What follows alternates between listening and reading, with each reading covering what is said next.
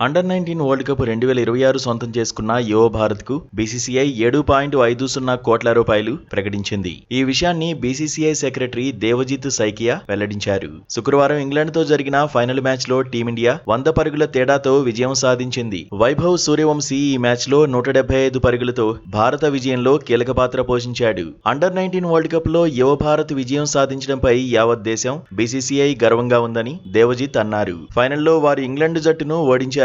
ఒక్క మ్యాచ్ లో కూడా ఓడిపోకుండా వరల్డ్ కప్ ను సొంతం చేసుకున్న విధానం అద్భుతమని తెలిపారు. బీసీసీఐ భారత జట్టుకు 7.50 కోట్ల రూపాయలు నగదు బహుమతి ప్రకటిస్తోందని దేవజిత్ సైకియా వెల్లడించారు. కాగా ప్రధాని నరేంద్ర మోదీ సైతం యువ భారత్ ను అభినందించారు. భారత క్రికెట్ ప్రకాశిస్తోందని, మన అండర్-19 జట్టు వరల్డ్ కప్ గెలవడం గర్వకారణమని మోదీ అన్నారు. మన జట్టు అద్భుతంగా ఆడిందని, చక్కటి నైపుణ్యాలను ప్రదర్శించిందని గుర్తు చేశారు. ఎంతో మందిలో స్ఫూర్తిని నింపిందని, మన క్రికెటర్లకు నా అభినందనలని ప్రధాని యువ భారత జట్టును కొనియాడారు.